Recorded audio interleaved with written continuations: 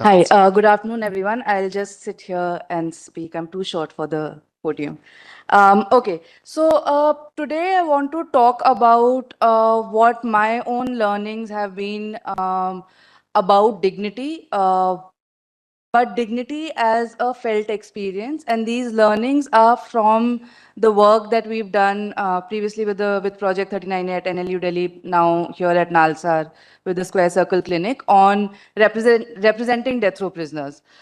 So for the past 10 years, we've represented over 160 prisoners, and this includes both fighting their conviction as well as collecting information and doing sentencing arguments in court as well to reduce the death penalty.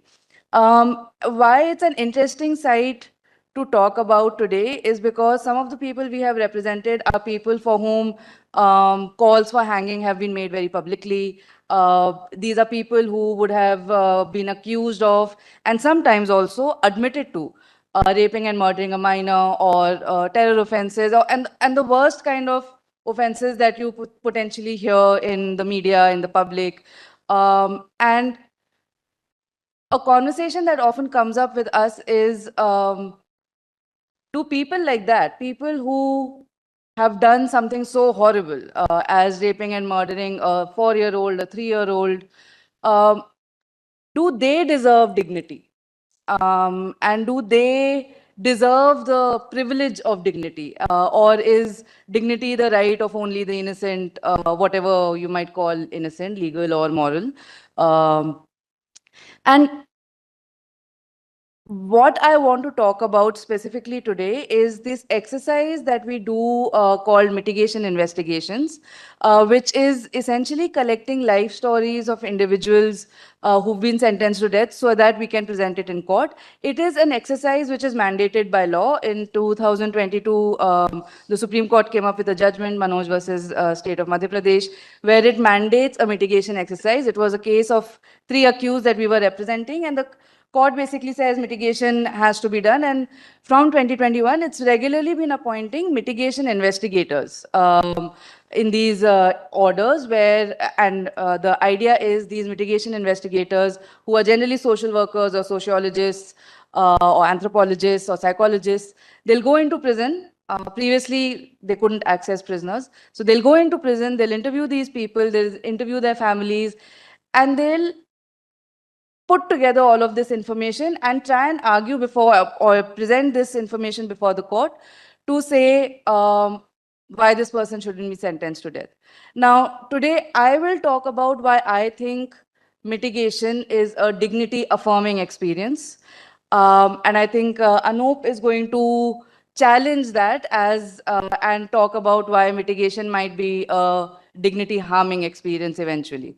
Um, Right.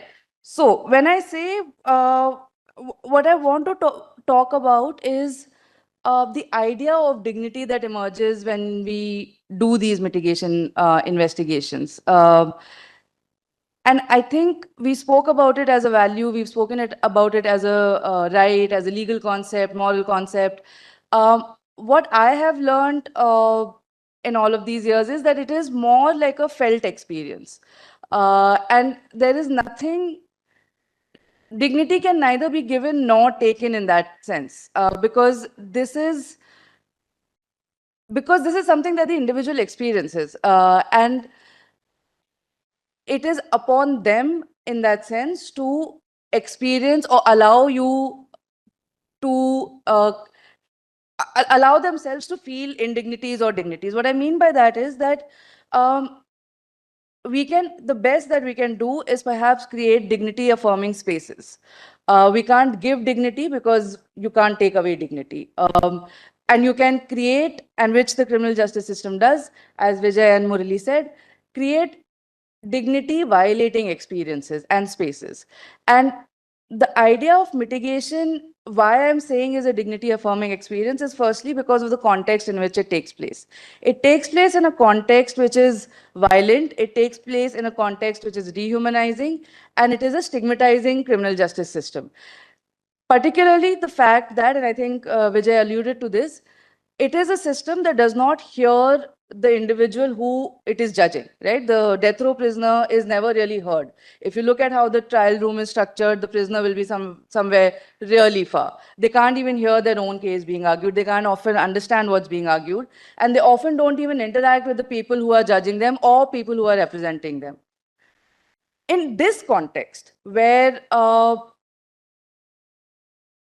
there is no personhood, there's no recognition of a personhood, there is no validation of a personhood, mitigation comes as an exercise where you are bearing witness to this person's life. That is the essence of this exercise. Yes, in a formal way, it is information collection. But what you're actually doing is bearing witness to their lives, bearing witness to their lives as they have lived it, bearing witness to their lives as they are living it. And why that is an interesting space to be in is because these lives are being erased, right? These prisoners are not allowed to talk. They're not allowed to tell their stories. So in that sense, they're slowly being erased from the world. But mitigation, the exercise of mitigation, the practice of mitigation, I'm not really talking about the report that we submit or the arguments that we make, but the practice of mitigation, the methodologies adopted, ensure that you are you are the one listening. They are not the ones listening. You are the one listening. What that includes is sometimes you're listening to their silence, right? If mitigation was an exercise that I had to tell my client, you have to tell me this information at the cost of etc., etc. If the client had no choice but to tell me that information, I would be suspicious of the fact that mitigation is a dignity affirming exercise.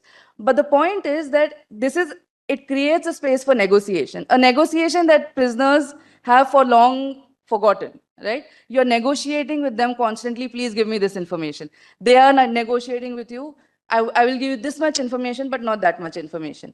And they are taking space.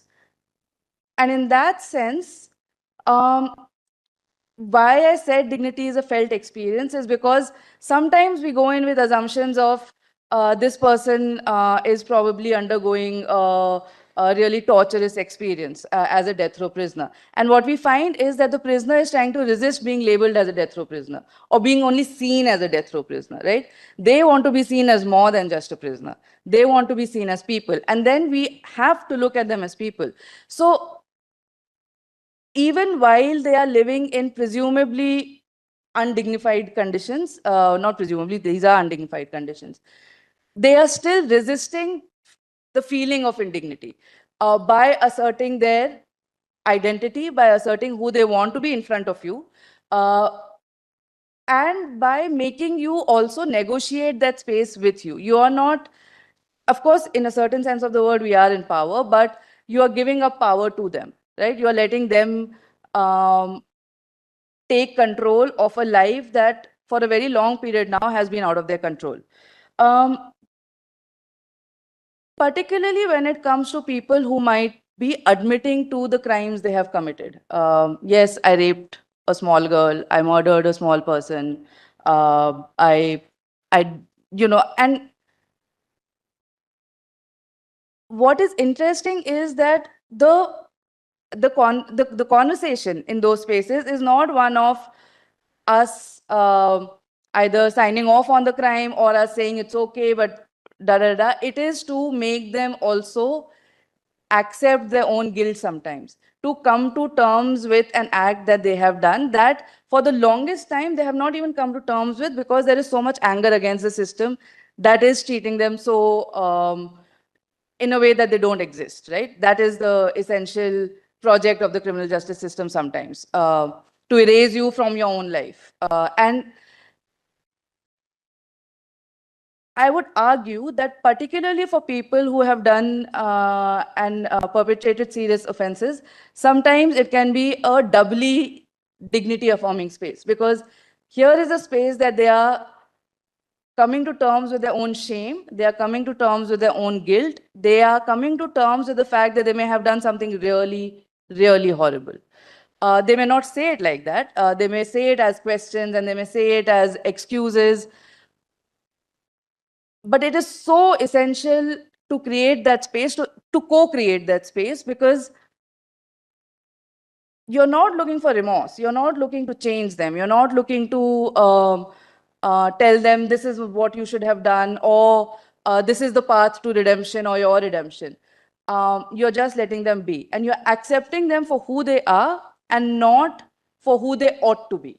That is not the project, right? The project is this is who you are. And in retelling their stories, sometimes they are simultaneously realizing who it is that they are. There might be people who are very kind in certain situations. There might be people who have been extremely violent in other situations. And to come to terms with that and accept that is why I would argue mitigation creates a dignity affirming space. Because it allows you to grapple with yourself. It allows you to be dignified in your own eyes in the way that you want to be, not in the way that the system wants you to be, not in the way that your lawyer wants you to be, uh, and not in the way that society thinks you should be. Um, these are complicated narratives, and mitigation is a way to honor those narratives. And the methodologies adopted are then aligned with that, right? The methodology of co-creating space, the methodology of where you both are submitting to that exercise. It's not one person. You are self-disclosing, they are self-disclosing. You are creating then a relationship with them. Yes, it is a professional relationship, but it is an intimate relationship. You are re-establishing intimacies.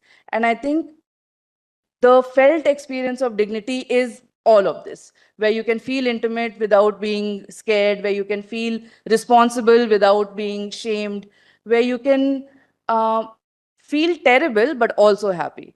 And I think this, so yeah, so I would just end at that to say why these are some of the reasons why I think that the exercise of mitigation investigations, that the space that it creates, uh, not necessarily the purpose for what that exercise is mandated, but what it creates and ends up creating is perhaps a byproduct, but then it has adopted a very central, a very, very important project, and that is to make sure that you are creating dignity affirming spaces, because that is all you can do.